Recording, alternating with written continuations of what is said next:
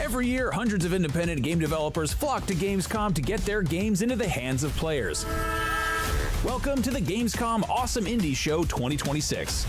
Coming up, we're highlighting some of the coolest, weirdest, most impressive, most ingenious independent games from this year's Gamescom. You can expect exclusive trailers and gameplay reveals, in-depth game previews, and interviews with the people bringing these games to life. I made a game about just walking around in this environment.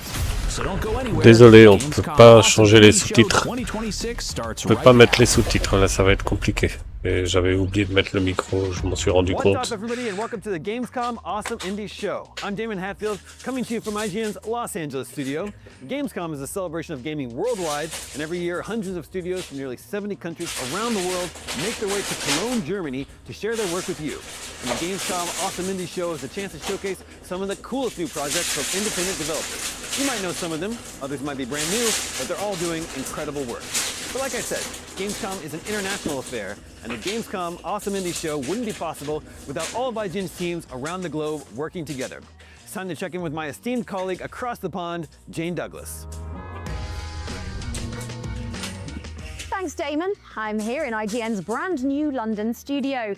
Coming up, we'll be showing you a ton of trailers and dropping some exclusive release date reveals. But we'll also bring you some hands-on previews and talk to some devs about how these games came to life. In just a moment, we'll hit the Gamescom show floor to see some indies out in the wild. But first, there are millions of games out there to keep track of. And here at IGN, we pride ourselves on helping you find what to play next.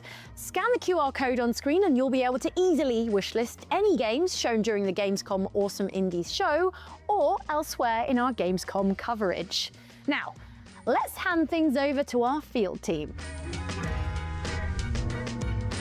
Thanks, Jane. You're watching the Gamescom Awesome Indie Show. We're here on the Gamescom show floor, and it's massive and full of incredible video games to play. That's right, and in just a bit, we'll get to play some awesome indie games. But first, it's time for some trailers. These next games take a classic idea and add a whole new spin to them. Let's take a look at our first batch of games right here on the Gamescom Awesome Indies Show.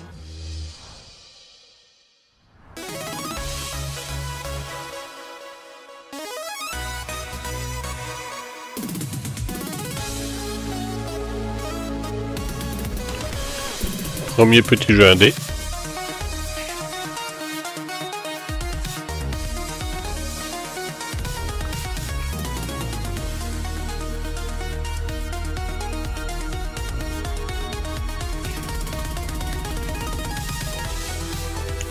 Ça fait un peu comme les vieux jeux des années 90, ça.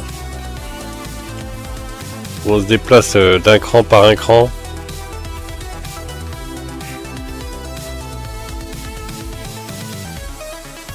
J'ai l'impression de voir K2000 avec la voiture, quoi.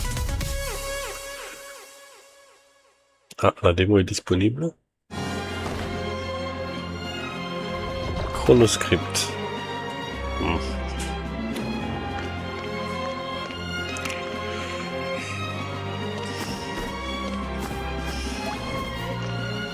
Pas vraiment le genre de jeu que je ferais, ça.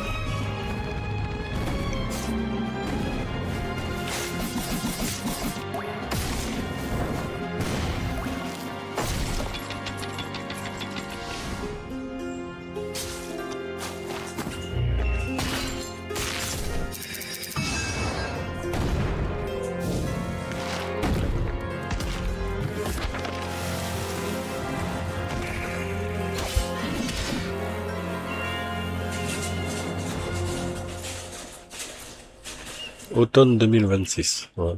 Bon. Sur la PS5, tout ça, c'est... Je trouve que c'est pas digne de la PS5.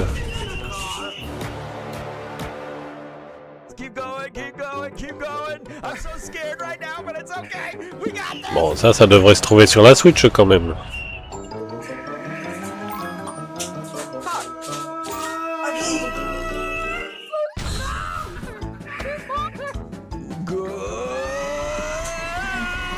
You have 25 deaths.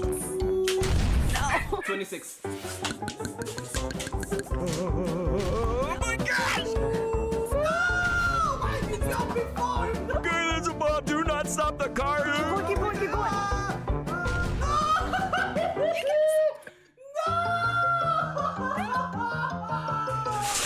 2 novembre. Ah, il veut rivaliser avec GTA celui-là. You play a crucial role, and I realize this may be challenging because you are a cat. While your office work has been exemplary, it has come to our attention that you have been doing tasks outside your purview. Ha ha ha. Although we may joke, this is no laughing matter. Among your offenses, you have been misusing company resources, destroying Doc's property, violating our non-compete clause, seducing our middle management, and sleeping on the job. Your personal improvement plan is to be a good corporate asset with a silly little face and tiny toe beans. Remember, the executives are always watching. Because they care about Ce jeu me fait un peu penser à Sony là. Thank you for listening. Your Même s'il avait pas du tout cette couleur, mais... someday make you adequate. Wonderful! Now go be the best cat secretary you can be.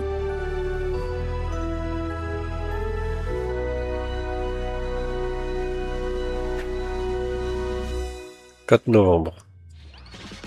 Pareil pour concurrencer GTA quand même. Meet Pawn, a tanuki with a good heart and a talent for doing things later. The Matsuri Festival is right around the corner. Let's just say it has seen better centuries. So Pawn gets to work. A letter here, a package there, and a totally necessary backflip to top it off. Friends to make, games to play, activities to do, stories to share, and a little quiet pride in a job done just right. And our Pawn, he's ready to make a difference. All it takes, one long summer to fix what matters most.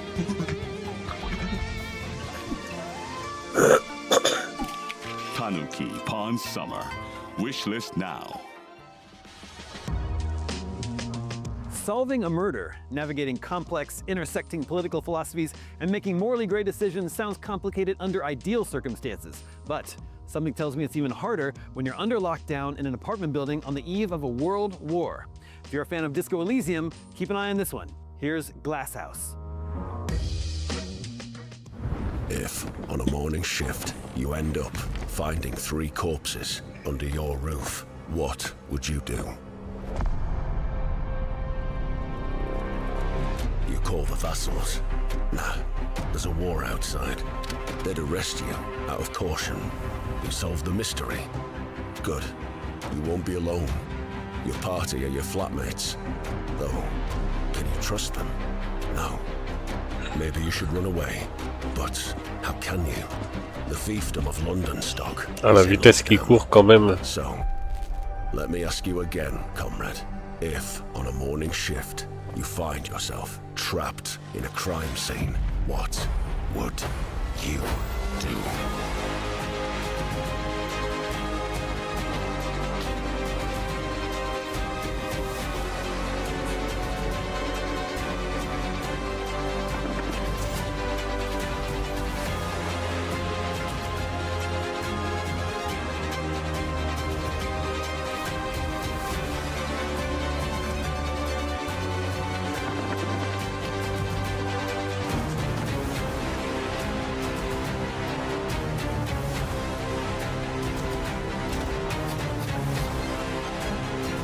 Il y a un peu d'infiltration, il y a pas mal de choses quand même dans ce petit jeu.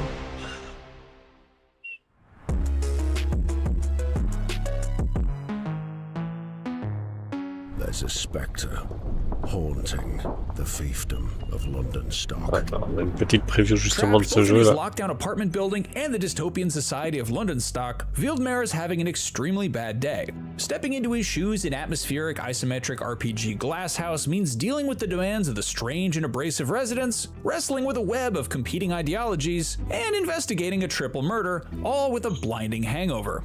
Between its political musings, bleakly funny setting, and human train wreck of a protagonist, comparisons with Disco Elysium are unavoidable. Glasshouse wears its inspiration firmly on its sleeve, but it's shaping up to be much more than just a clone.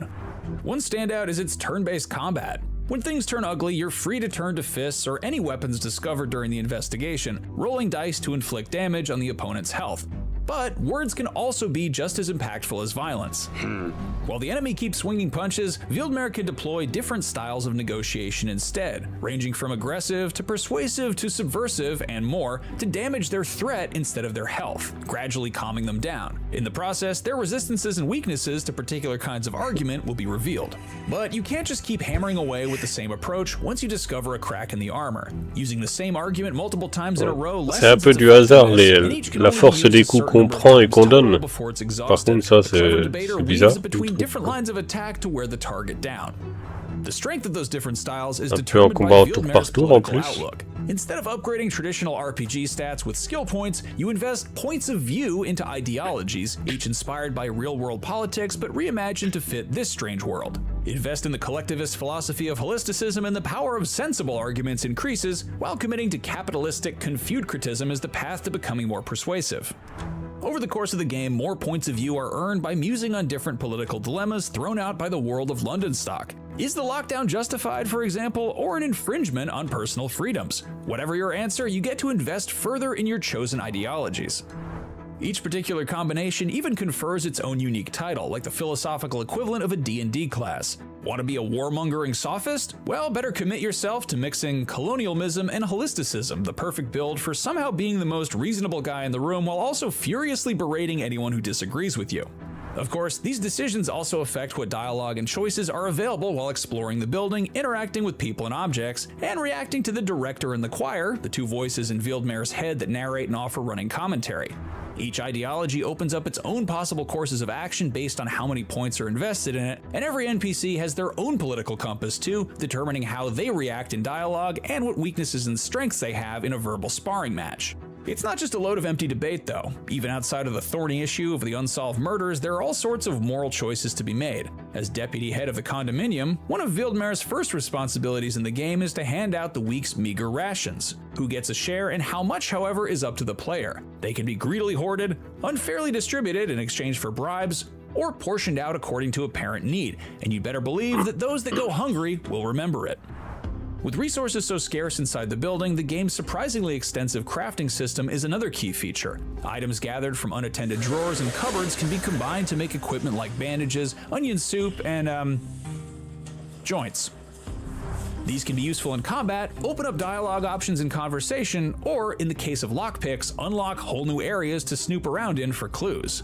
Altogether, these systems point to an experience that, behind all the very Disco Elysium-style dark humor and surreal world building, is going to be something a bit more mechanically varied than its obvious inspiration. It looks a touch closer to the feel of a traditional CRPG, only with fewer fireballs and more authoritarianism.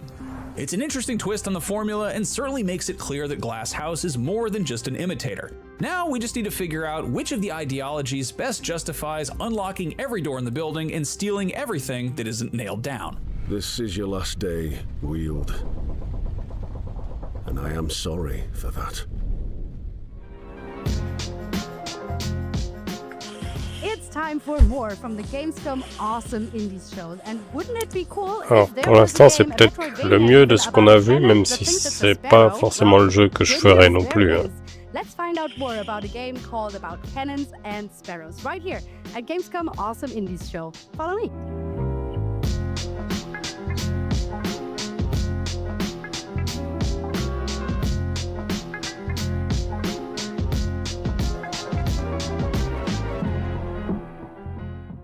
About Cannons and Sparrows is a Metroidvania action adventure with a little cannon which hatches from an egg and thinks it's a bird.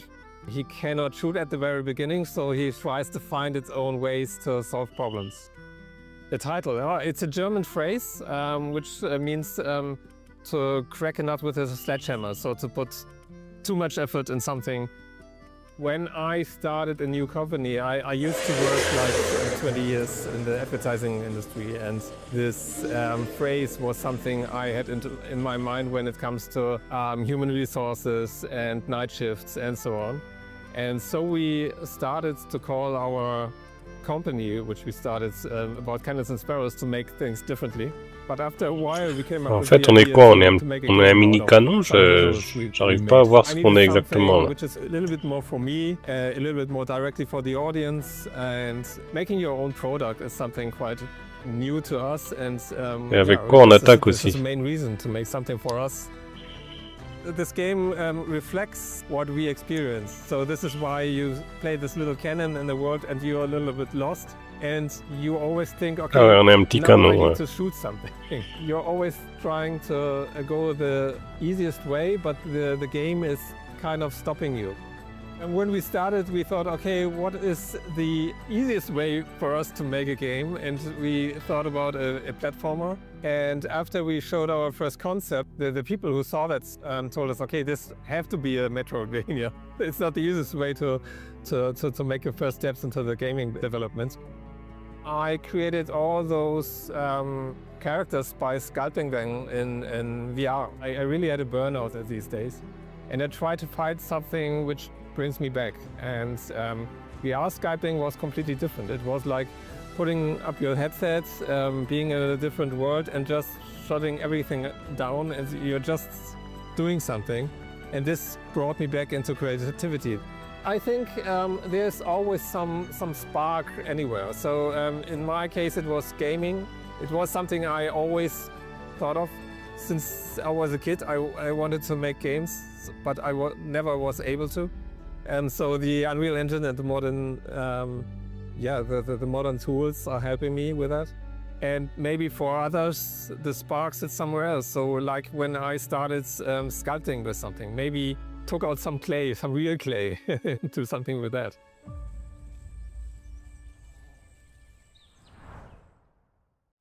I'm here with Nico from About Cannons and Sparrows, and I really, really want to play the game. Can I, Nico?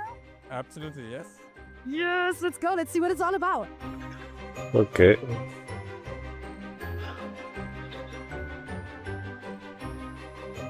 Les décors sont plutôt bien, hein, les décors.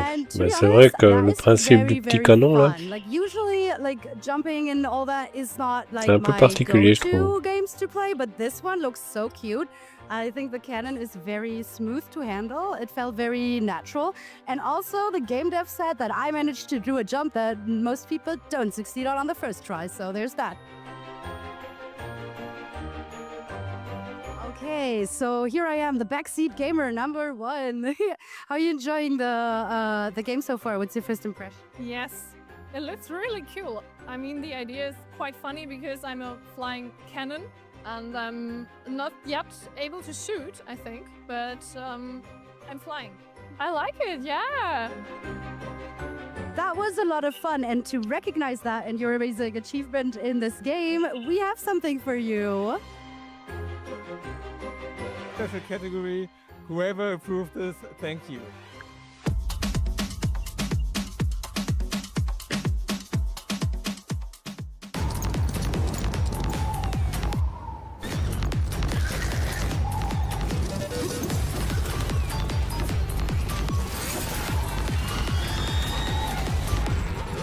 Le problème de ces présentations-là, c'est que souvent dans ce genre de jeu, la musique qu'on entend, elle ne sera même pas dans le jeu, quoi. Parce que là, c'est une musique qui bourrine bien et tout, mais ça fera même pas partie du jeu.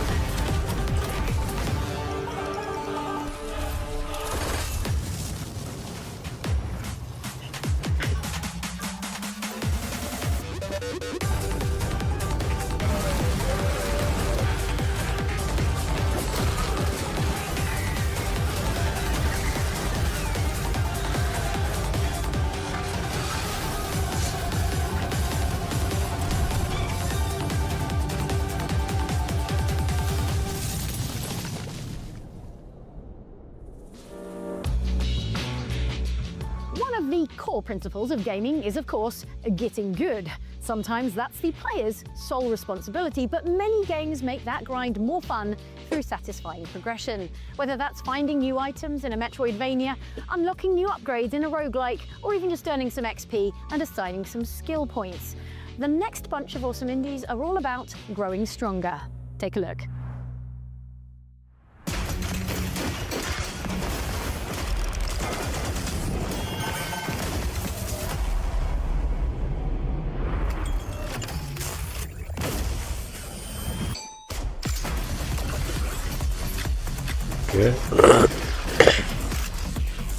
Ça faisait longtemps ce genre de jeu qu'on n'en avait pas eu.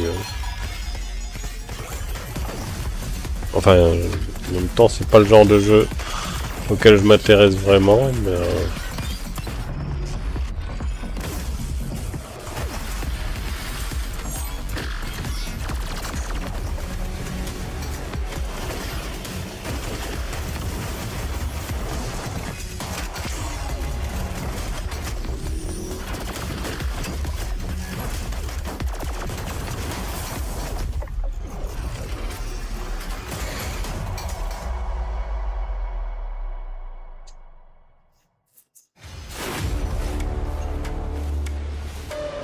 pour l'instant, il n'y a rien de très concluant, hein. Rien qui me donne vraiment envie. Hein.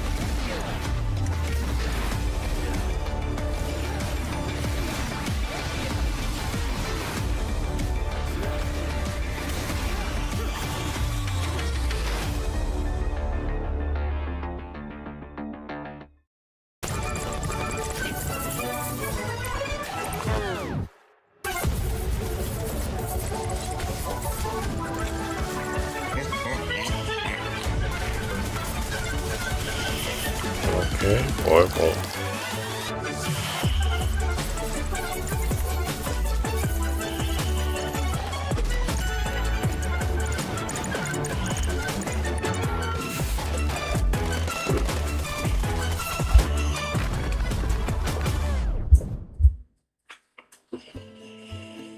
Long ago, there was balance in the world. Now, hunger has crept across the kingdoms. The roads are no longer safe. And in the darkness beneath the roots, a curse is spreading. Kit, a lowly snail. You were not born mighty. Ah non, encore un jeu comme ça. But sometimes, the smallest of us must carry the heaviest burdens.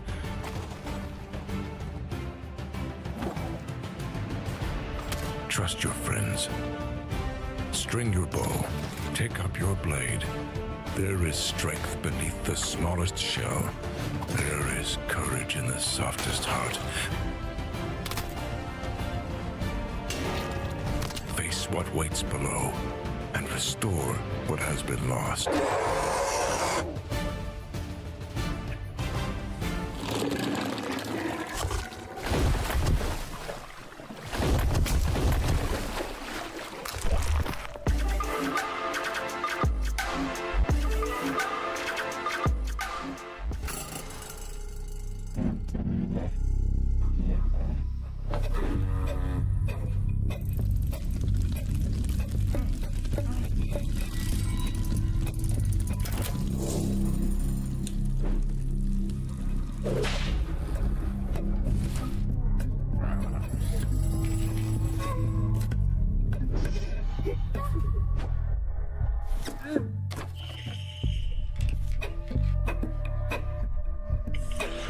Ouais, c'est pas trop Des très gros jeux quand même là.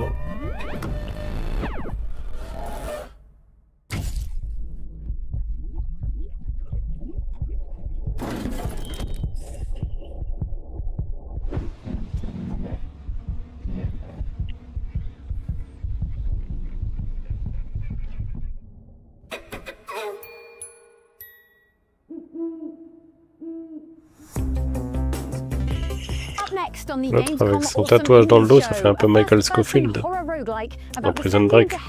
And you'll only survive the horrors that await if you play your cards just right. No, I mean literally, because it's also a tarot-based deck builder. Have a look.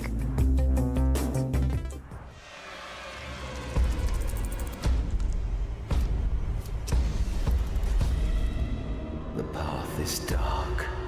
The infernal pilgrimage. Do not fail us.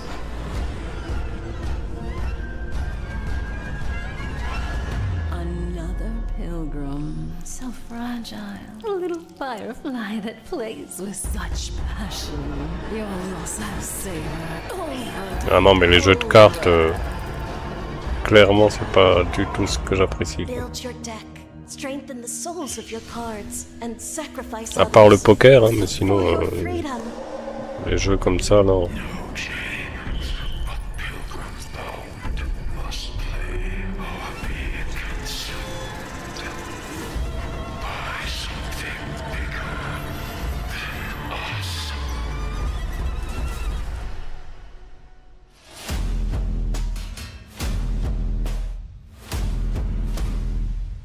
Ah, encore une preview pour ce jeu-là.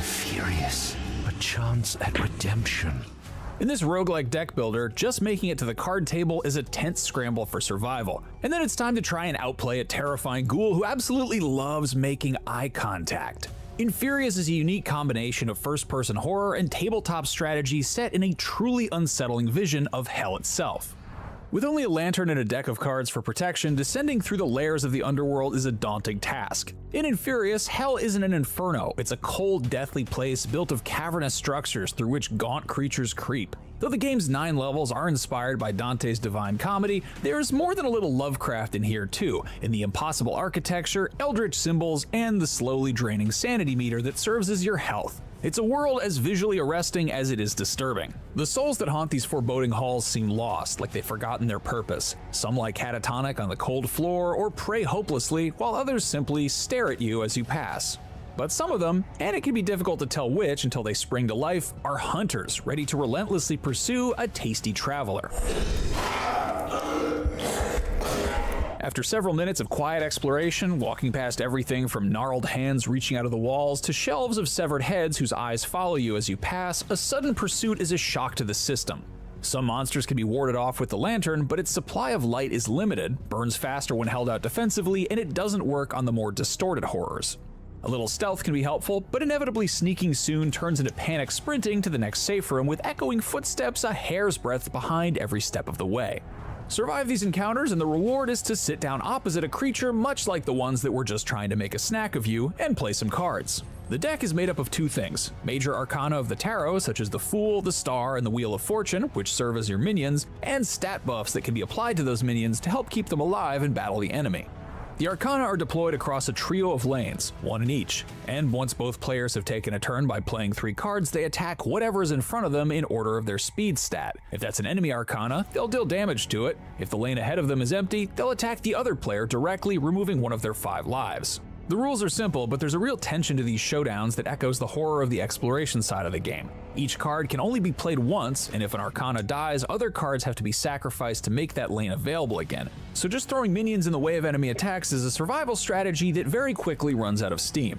At the same time, if an enemy Arcana is able to stay on the board for too long, greedily gobbling up buffs, it can become effectively unstoppable. Anything put in front of it will simply die before it has a chance to get strong enough to even fight back. Preventing that in all 3 lanes is tough, and more often than not, winning the match is its own kind of sprint for survival. If you can't slay an Arcana, you can only hope to outpace it, getting enough hits in across the other 2 lanes to defeat the enemy before they can take full advantage of their creation.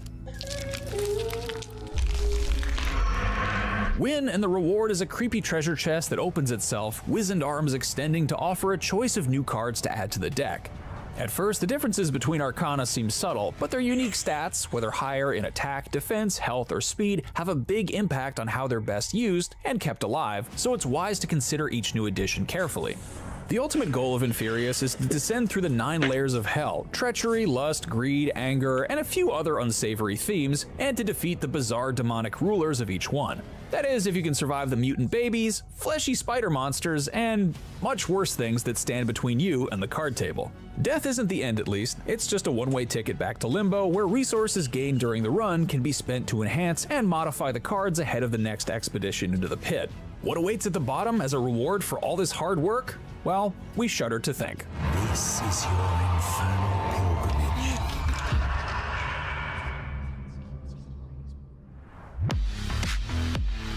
Ouais, c'est clairement pas un jeu que je ferais. Hein. Vous le verrez pas sur la chaîne, celui-là non plus. Hein. Strategy game where 4X meets Colony Sim.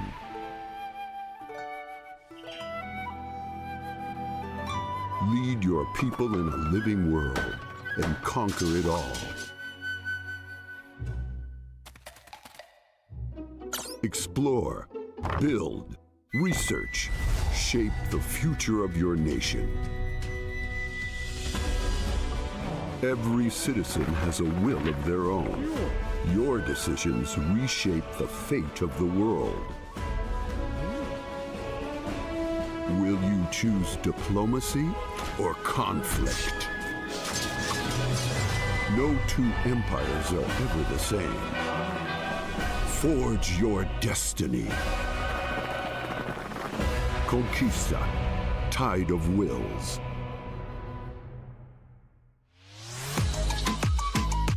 You're rocking with the Gamescom Awesome Indie Show. As you can see, there's a giant robot here at Gamescom, which reminds me of our next game. A fast-paced, twin-stick shooter, 9 rounds rapid, set on a futuristic space station. But before we play it, we'll hear from the team creating it, right? Right. And speaking of connecting with passionate members of the gaming community, Gamescom.global is the digital content hub you won't want to miss. Players from all around the world get access to streams, trailers, and exclusive content from Gamescom and the games showcased on the show floor, along with Gamescom's shows. It's amazing. And if you want to take up a fun quest yourself, check out Gamescom Epics, our interactive Pour l'instant, on a une demi-heure, on n'a pas vu grand-chose d'intéressant quand même. Across 7 chapters, new tasks, challenges, and loot await you. Check out Gamescom.global or follow this QR code. But now it's time for 9 rounds rapid.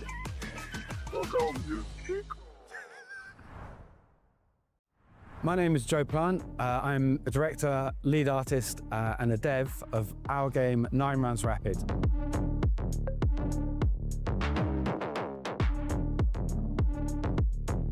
In a previous life, I was lead animator for Fatboy Slim and Iron Maiden. I have always been hugely inspired by games since I was a child. From the Amiga 500 days with developers like the Bitmap Brothers and Psygnosis, they've informed my sense of style and production from the get-go, and they've been a huge inspiration for me. The art style always comes first. I can't help myself. So I actually got the art style done first thing, kind of backwards. You're supposed to get everything blocked out and finished in that respect. So I did the art style first, and then we built the game and the mechanics around that. I've always had a very strong style, which I can't really escape. So it came out naturally. We're all hand painted, so it's kind of the hard way, but it's the fun way. So it's all designed, concepted on pencil and paper, and all the textures are made in pencil and paper. Then the 3D models are designed in 3D, obviously, and then we wrap those textures around the models in the 3D software. Then it's painted digitally on top of that. But then for the hero models, then we re-flatten all that, print that out, and then rework into the original work with more ink work, and then re-wrap it, re-project it onto the models. Through the process of building it up that way, you keep a kind of organic feel to the work. There's more of me in it as well. It's very fun, it's very satisfying, and the end results speak for themselves, I'd say.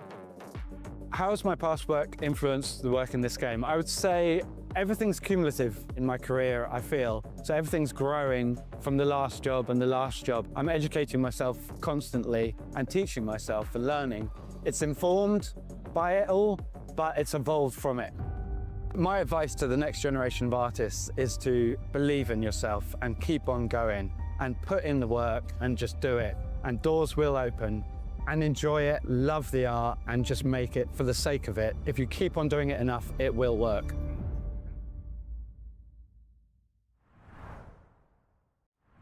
And we made it to the 9 rounds rapid booth here on the show floor, and it's time to finally play the game. Let's go.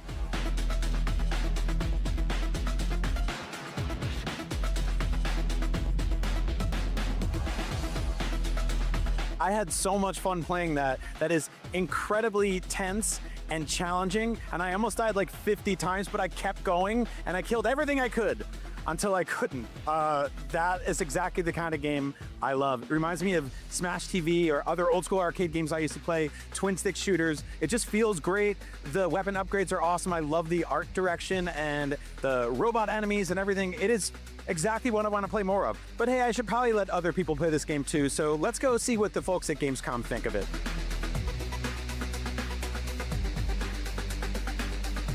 All right, so you just played through the 9 rounds rapid demo here at Gamescom. What'd you think of the combat?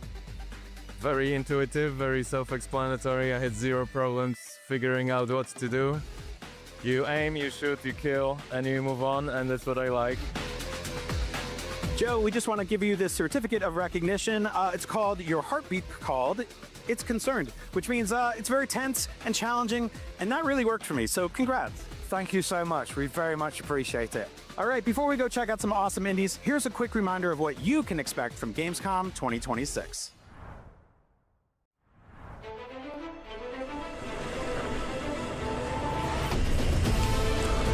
Ça peut être intéressant à voir la Gamescom en vrai, mais pour jouer à pas mal de jeux,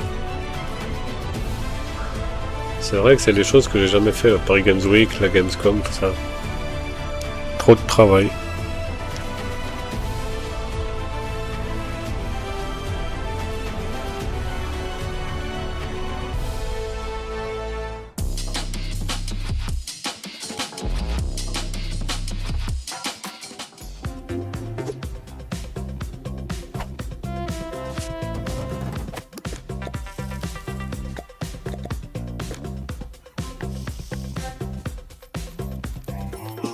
Maintenant ça pullule les jeux de simulation, il y en a limite toutes les semaines on fait des jeux de simulation.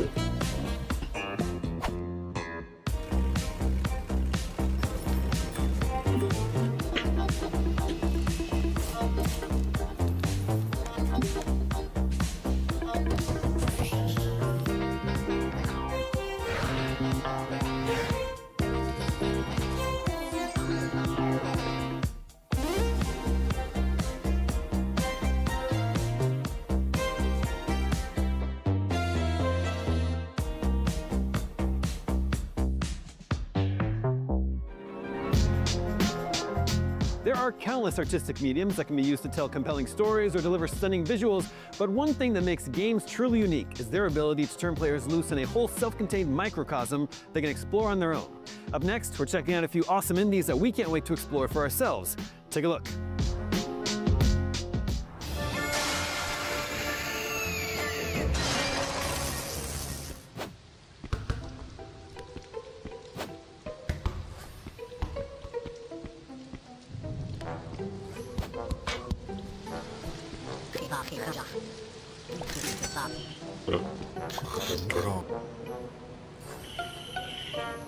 Ils font un peu peur les personnages quand même, hein.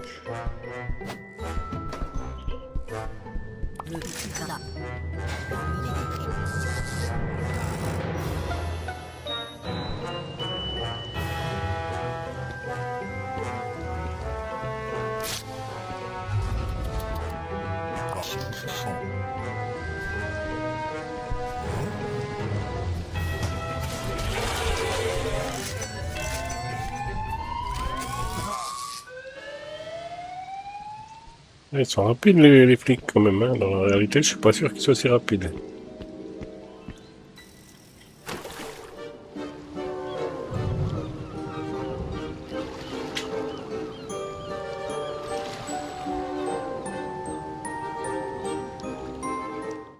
In Cairn, you ascended Mount Kami with pro climber Ava, exploring its secrets and pushing your climbing skills to the limit to reach the peak. Now it's time to see how Ava and Marco train for the mountain in Cairn's upcoming free DLC, On the Trail. That's right, it's time to climb as Marco.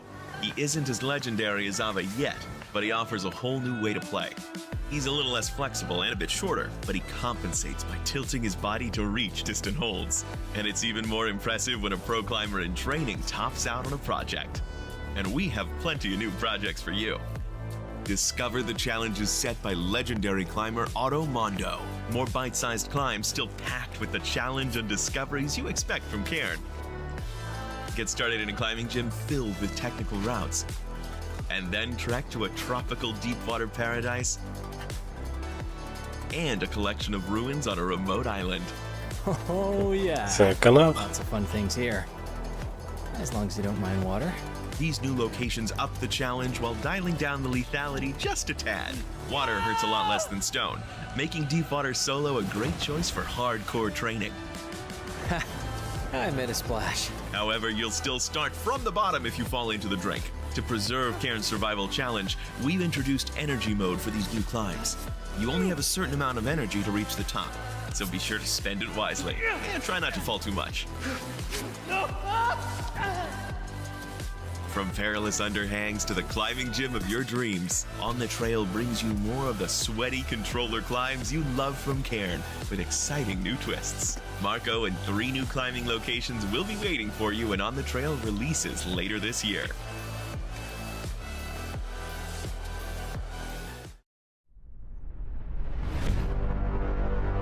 In a future where our police have lost all dignity, are you an actual cop?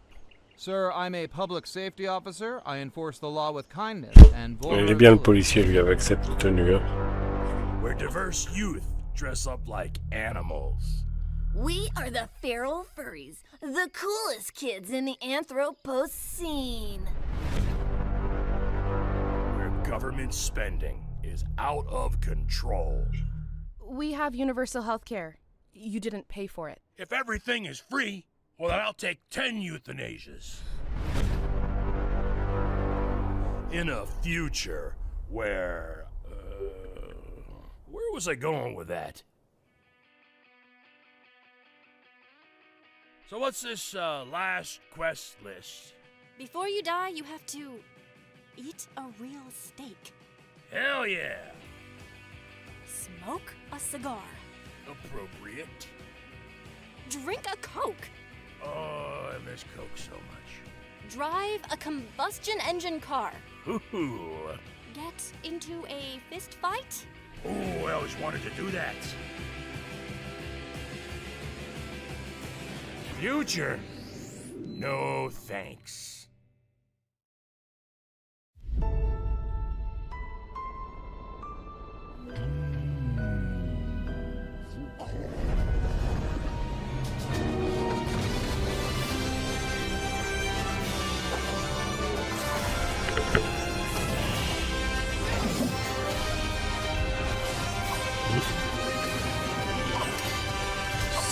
C'est l'un des rares jeux moyens qui est présenté là.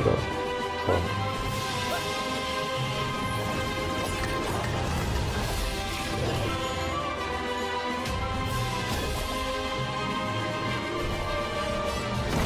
À voir ce que ça donnerait à jouer vraiment. Hein. I won't leave without a miracle. I need to find her.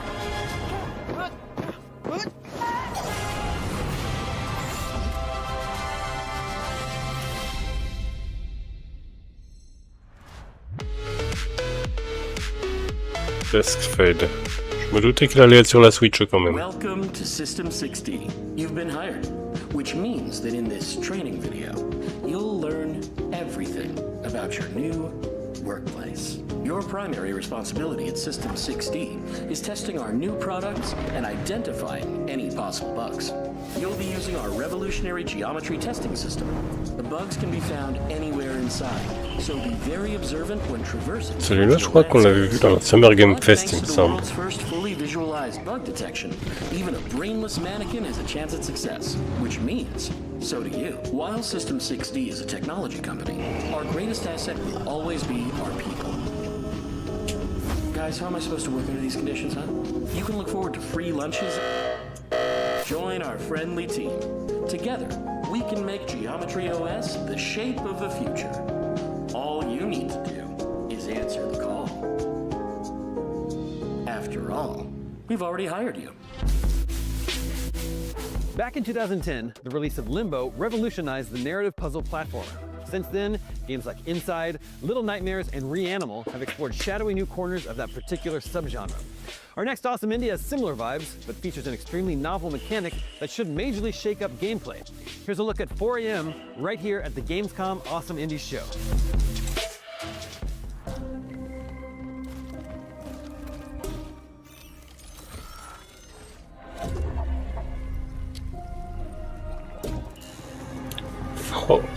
Fort AM, 4h du matin.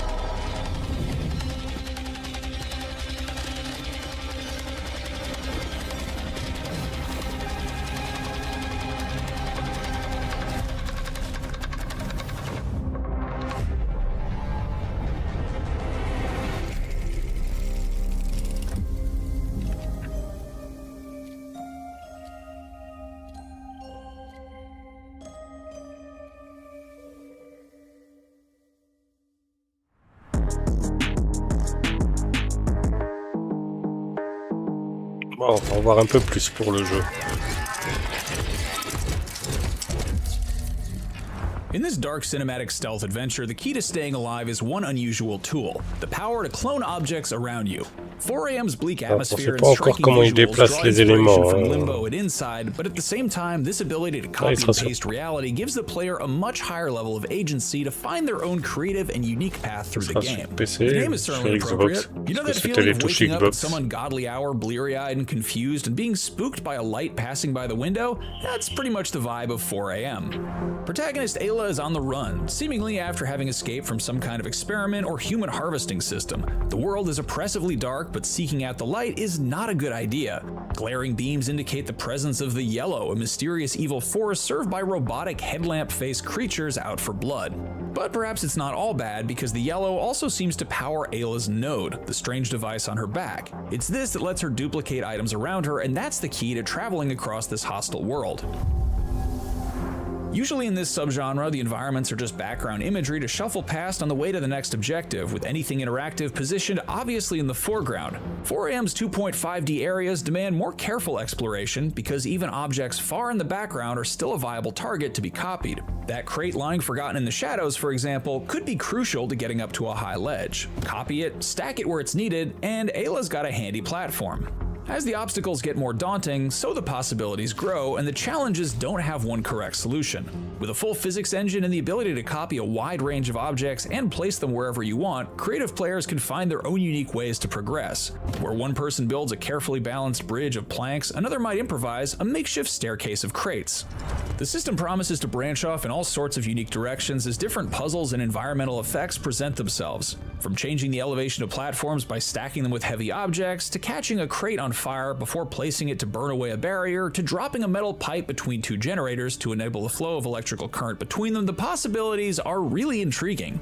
And that same spirit of improvisation extends into the tense encounters with the minions of the Yellow. Ayla's no match for hulking spider robots, so stealth and speed are key. Duplicated objects can provide something to hide behind, for example, and enemies react to sound and motion, so a crate dropped in the right place can be a clever piece of misdirection. What's really compelling is that at the same time that these elements grant the player much more agency than in other cinematic side-scrollers, they also seem to enhance the feeling of vulnerability. Instead of triumphantly finding the one correct solution, Ayla is always scrambling for an improvised way through, her wobbly constructions often collapsing behind her as gravity takes hold. When she escapes from a mechanical monster, it's by the skin of her teeth, sprinting for safety as stealthy plans start to fall apart. There's no sense of safety to be found here, and studying the environment for possible tools only highlights how vast and mysterious the looming backdrop is. Ayla feels tiny and defenseless as she scrambles past strange architecture and along empty roads. What exactly happened to this seemingly crumbling civilization is deliberately mysterious, with a story that, as in 4AM's inspirations, seem to be told without any dialogue. There are hints of the Matrix films here as well, with humans hunted by machines and held captive en masse in glowing pods. Does that suggest this is another tale of technology gone awry? And just as there's a focus on player agency in the puzzle solving and stealth, the narrative too is peppered with important decisions. As Ayla happens upon different events playing out in the world, such as discovering a cage full of freshly captured people like herself kept locked by a nearby device, she can choose whether to pass on by or to put herself in danger by intervening. It can sometimes feel like there's nothing new to see among Limbo and Inside's many imitators and successors, but 4AM makes one of the most convincing pitches of recent years.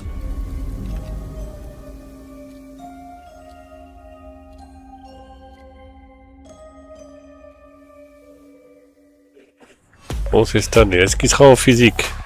Moi, je pense pas celui-là. Hein.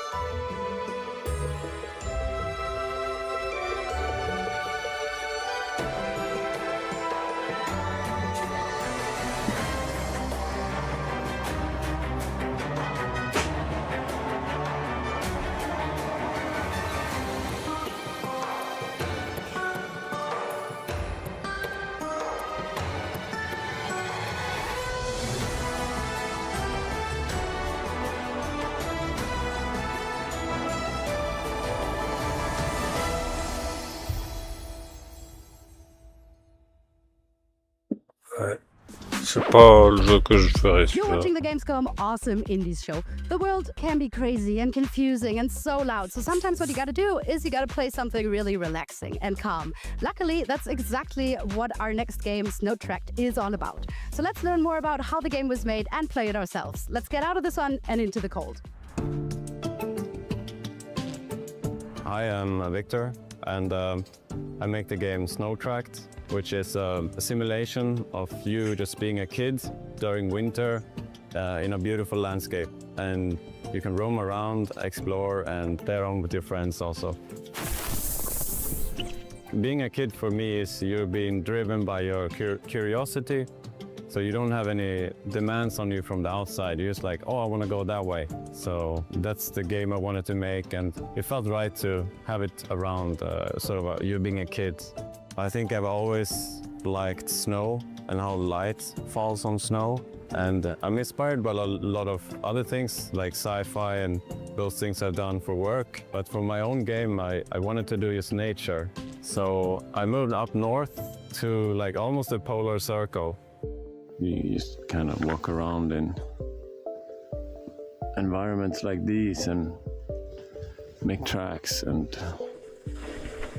c'est peut-être le plus intéressant depuis le début là. Après plus de 50 minutes quand même.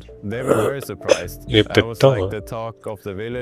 They were like, there's some guy moved up here, and they could see me recording sounds outside, and moving up there has been like a journey to find sort of calmness. So, like in the game, a place to kind of unwind for a bit.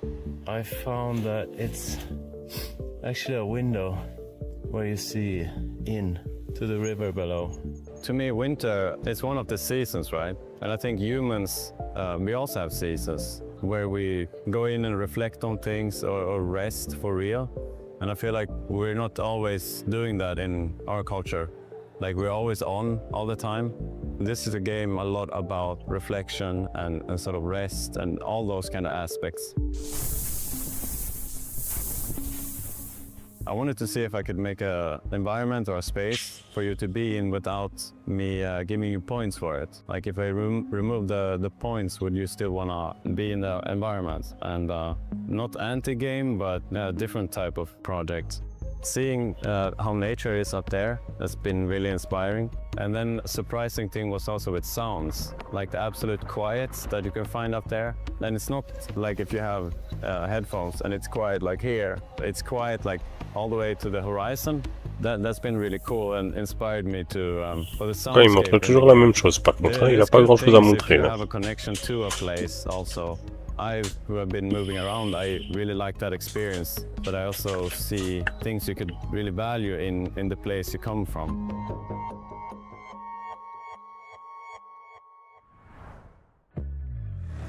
Out of the sun, into the cold. I've arrived at the GameStop for Snow Tracked, and we're gonna check out the game, see what the hype is all about.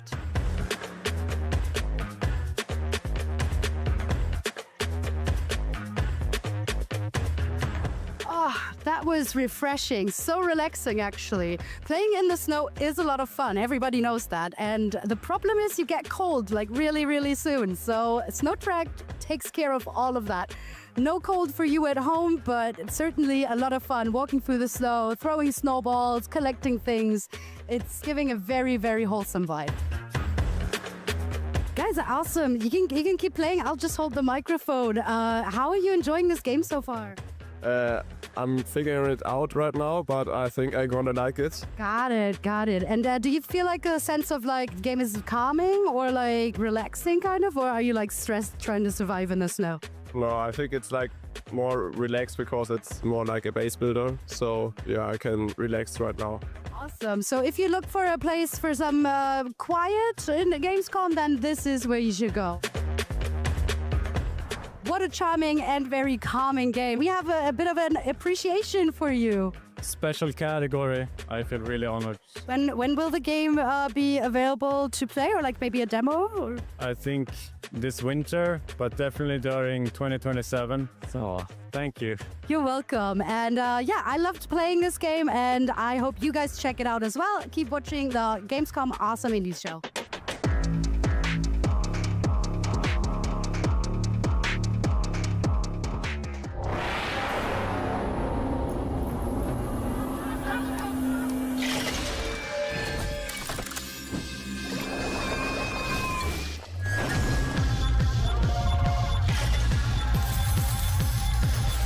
Bizarre la cuisine quand même, hein.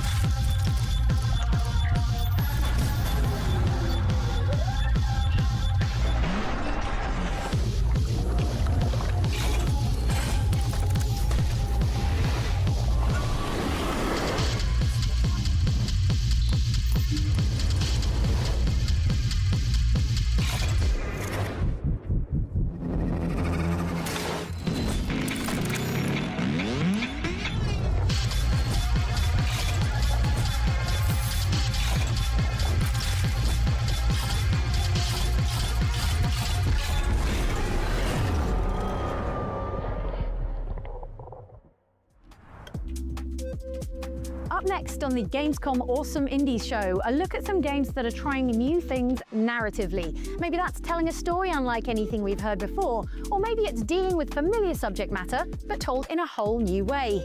In either case, they are well worth checking out. I never knew much about my grandfather. Whenever I saw him at the lighthouse, he was tinkering with his cards.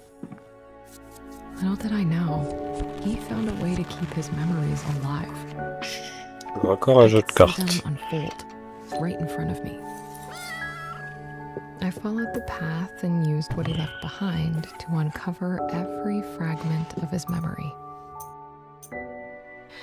And time flew by.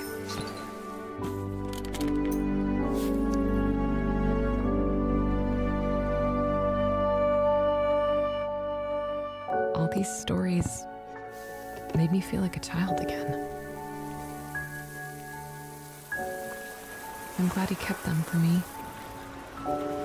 Wherever he is now. Non. Ouais, non.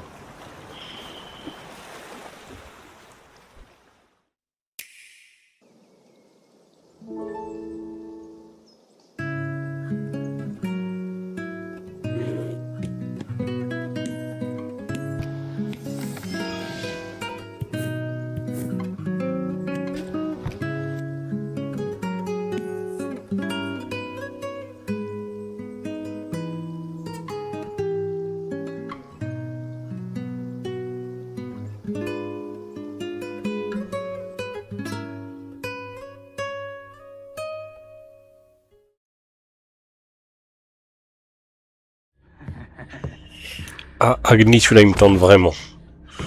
Voilà, un bon jeu que j'ai vraiment envie de faire.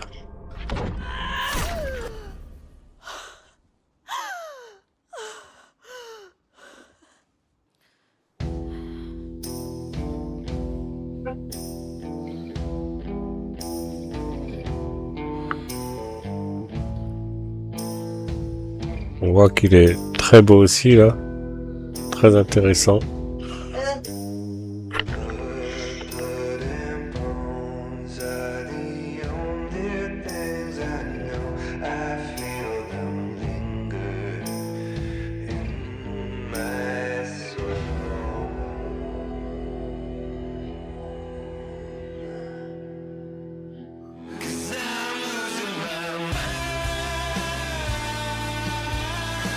Oh, on en voit encore plus qu'avant là, ça donne encore plus envie. Hein.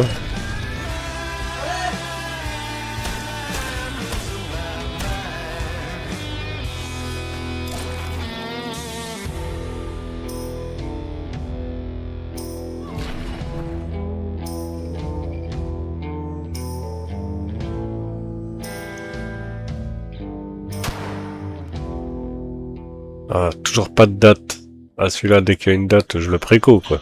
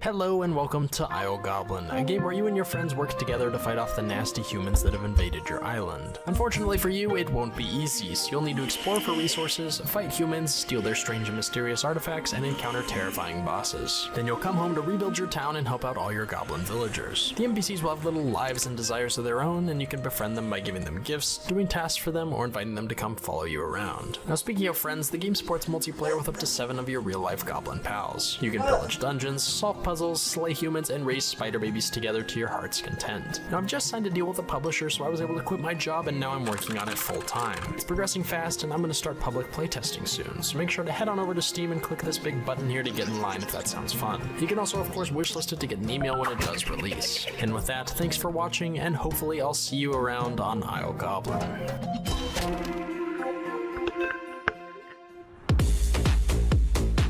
There are plenty of games that involve solving puzzles in haunted locations, and lots more that let you dabble in building renovation and interior decoration, and even a few games that feature interactive musical numbers. But as far as we know, there's only one game that includes all the above. Here's a closer look at There Are No Ghosts at the Grand, part of the Gamescom Awesome Indies show. Welcome to the Grand Hotel, once a glittering jewel of opulence and prestige, but now just a crumbling ruin, a mere shadow of its former self.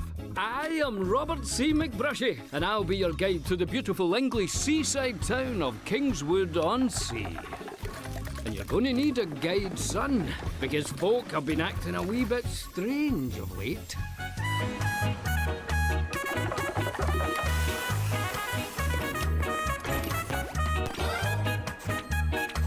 Every room I clear, the more of the hotel I unlock, the more the house seems to be coming alive. Encore un jeu avec de la simulation, quoi. Belle star qu'elle a là-dedans.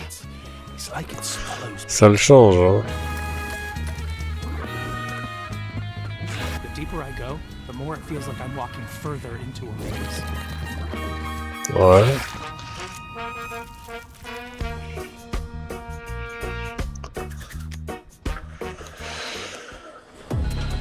Il sera sur Xbox aussi. Looks like I'm not the only one who's been here. Aye, it's a popular wee camping spot. Part renovation sim, part Lovecraftian mystery, part ghost hunting shooter, there are no ghosts at the Grand is overflowing with creative ideas. From characters breaking into interactive musical numbers, to busting ghosts with paint and power tools, to literally stepping into a village's forgotten memories to discover its dark past, it's an adventure quite unlike anything else you'll play this year. American Chris David inherits a rundown hotel in a fading English seaside town, but there's nothing conventional about the way he goes about restoring the building to its former glory. Rather than using paint rollers and a power drill, David is handed a set of high-tech decorating guns. They even come with a cheerily annoying onboard AI that's desperate to tutorialize the process no matter how much he protests. The sandblaster scours away old wallpaper, smooths rough surfaces, and obliterates unwanted furniture. The power spray can instantly apply a new coat of paint to a room and somehow even shoot out wallpaper and new floorboards. Objects can be moved around with the furniture, which can also instantly summon up everything from beds to chairs to pianos, and the TurboVac sucks up any loose debris, from fallen leaves to bits of broken furniture, and where needed, ejects it back out again too. With such an impressive arsenal, renovation is quick and easy, especially with how forgiving the game is of the little details. It'll automatically fill in the edges of a wall once the majority of it's been painted, making for a pleasingly gentle experience that's simple, but with plenty of room for creativity. Certain rooms and areas offer a specific set of challenges to complete, such as fully clearing them of debris, putting up a fresh coat of wallpaper, and fixing all the wonky hanging portraits. There's pleasure to be had in carefully picking over the room, searching for all the little elements that need fixing. But equally, if you're feeling less patient, each gun has a scanner that highlights objects you still need to use it on, allowing for a quick speed run through the tasks instead. There are even little puzzles to discover and solve as the decoration work goes on. A set of seasonal paintings, for example, offers a reward if rearranged back in the right order of spring through winter.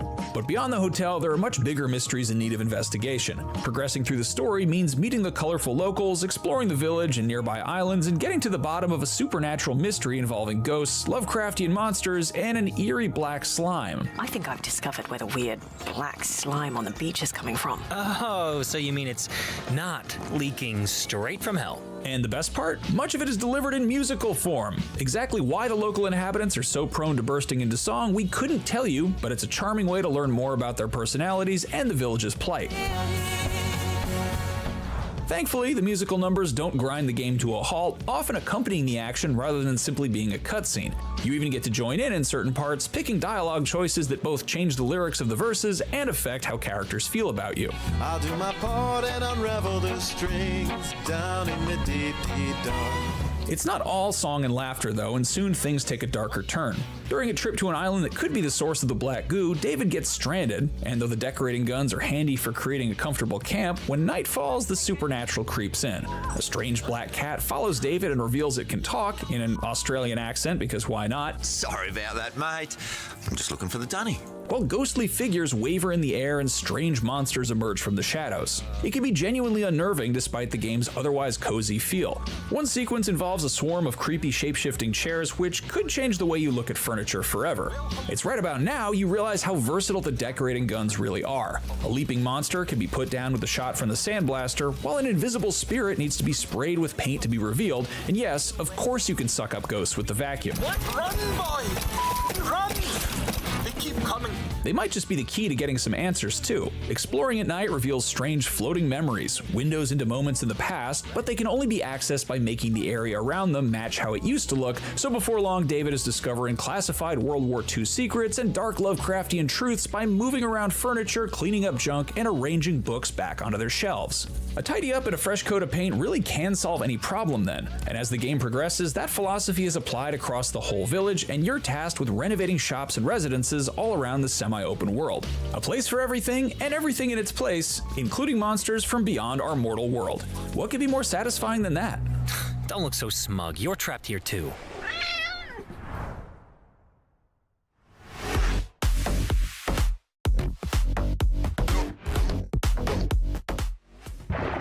Rest in the living waters.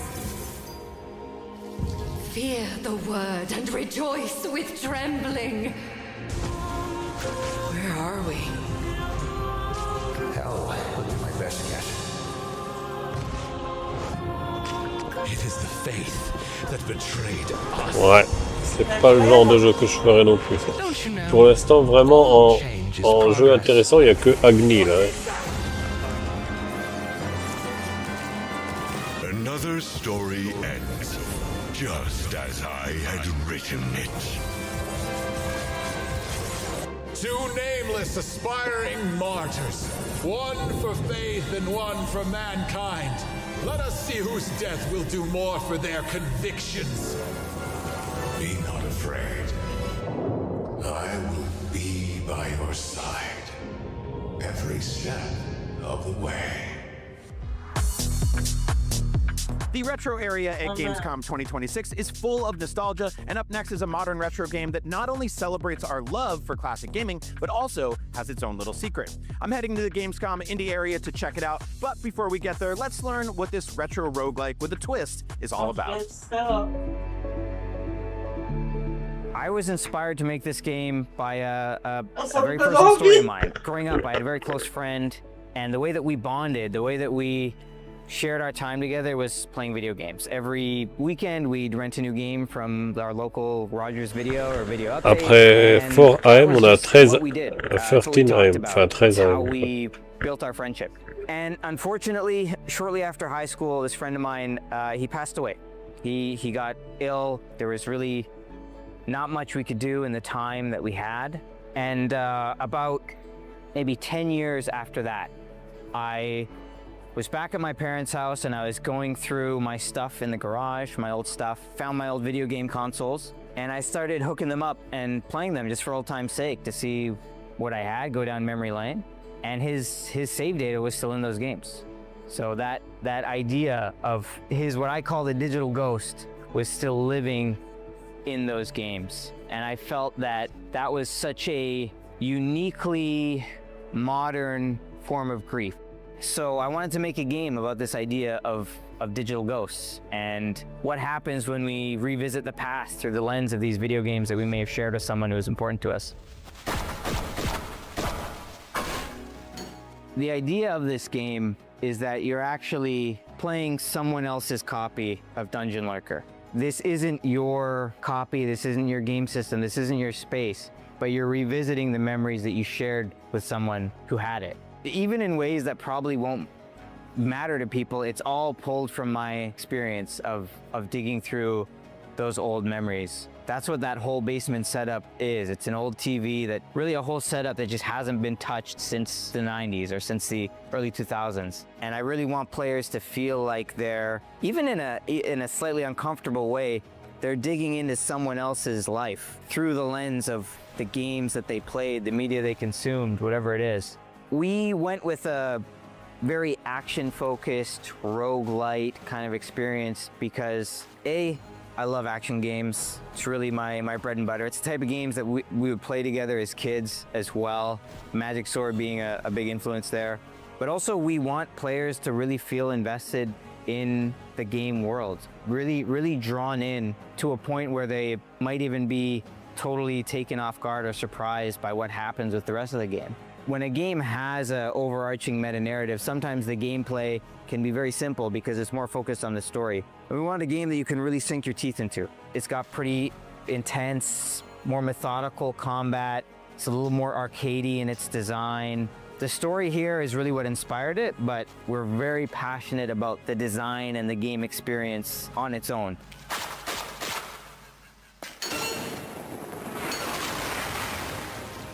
I think if my friend was still alive and he got to play the game, I think he'd enjoy it. I think he'd dig it. And I would hope and I would believe that he would appreciate it, because I mean, there's a lot of stuff I didn't get to say to him before he left. And in a way, this game is a way for me to say some of those things.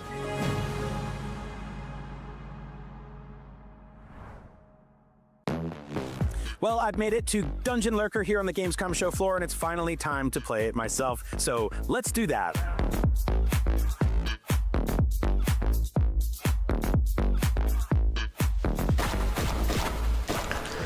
La manette, elle est petite avec laquelle il a joué. Il n'y a pas de touche LT, RT, tout ça. Combat is really fun and challenging, and it's packed with secrets that I just love. Little Easter eggs from that era. Being able to pull out and see the living room and flip through a manual that has actual handwritten notes in it just reminds me of the era of video games I grew up playing in with my friends. So it just makes me really happy that this exists. I cannot wait to play the full version of Dungeon Lurker. Well, that's what I thought of Dungeon Lurker, but let's find out what someone at Gamescom thinks about it. So Bjorn, you're playing through the Dungeon Lurker demo right here on the Gamescom show floor. What do you think of it? Oh, it's fantastic. Like, it has really great beat-em-up influences for an action game. So enemies actually swarm you, play intelligently. I'm interested to see where this goes. Yeah, me too. I'm a huge fan of the sort of very crunchy, grimy pixel art aesthetic. The way the camera is kind of panned out a little bit and on this angle is really smart. And yeah, all the bells and whistles kind of underneath the hood of like hopping into the manual, seeing the living room, all that stuff is such a nice touch. Also, the creature design is just amazing. I mean, whoever came up with the idea for these arcade cabinets, like, needs to get the raise. It looks great. Alex, thank you so much for having us here and letting us play Dungeon Lurker. It's awesome. We actually want to give you a special recognition. It's called Watch Out. This one's got a secret, and I think it has quite a few, in fact. Yeah, definitely. Thank you so much. Thank you so much. Awesome. Well, thanks for having us, and we can't wait to play more Dungeon Lurker. And those are just a few of our favorite awesome indies here at Gamescom, but there are so many more games here. As you can see, tons of gamers are on their way to play more awesome indies right here on the show floor. So you should come down here to Gamescom yourself and get your hands on those awesome indies. Thank you so much for watching the Gamescom Awesome Indie Show, and we'll see you on the show floor. Bye! Voilà, donc la conférence est finie. Il n'y a pas grand chose à en dire, hein. Juste pour moi il n'y a que Agni qui est intéressant, les autres voilà quoi. Donc, comme d'habitude, si vous avez aimé la vidéo, n'hésitez pas à vous abonner, à mettre un petit commentaire, un petit like. Même si je suppose qu'à cette heure-là, il y en a plusieurs qui sont devant Netflix à regarder GTA 6. Mais en attendant, c'est pas grave, moi j'ai quand même voulu vous la streamer celle-là. Je vous souhaite à tous de passer une bonne soirée et on se retrouve